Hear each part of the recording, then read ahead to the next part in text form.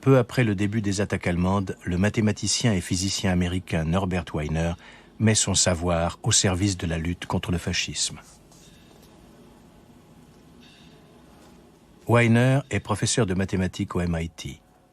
Pendant la Première Guerre mondiale, il s'est intéressé aux questions de balistique et d'artillerie. Comment construire une machine qui peut prévoir les mouvements des avions de chasse, de façon à pouvoir les abattre?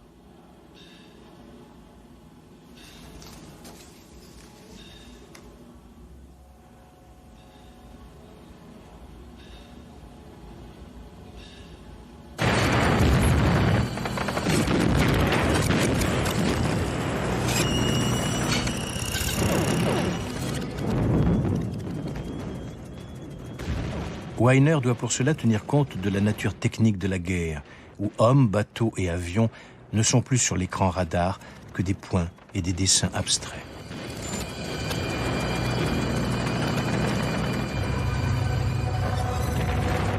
Le pilote ne fait plus qu'un avec son avion. La frontière entre l'homme et la machine s'estompe.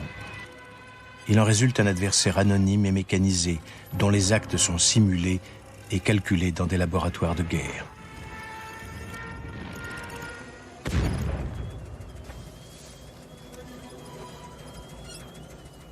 Les machines de Wiener ne seront pas utilisables avant la fin de la guerre, mais le mathématicien posera avec elles les bases d'une nouvelle science que l'on baptisera cybernétique.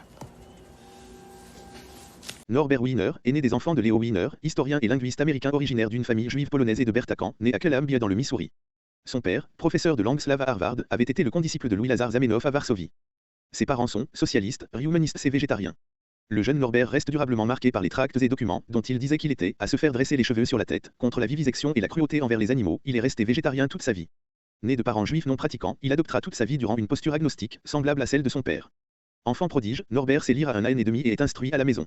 Son père y applique des méthodes d'éducation qu'il a lui-même inventées, très critiques à son égard, lui imposant un travail acharné, le faisant lire la plus grande partie des livres de la bibliothèque de la maison. Ce qui lui occasionne une sévère myopie au point d'être obligé d'arrêter de lire pendant 6 mois. Il fait à 7 ans un bref séjour à l'école avant de terminer ses études primaires à la maison, toujours sous la pression intellectuelle et la surveillance autoritaire de son père.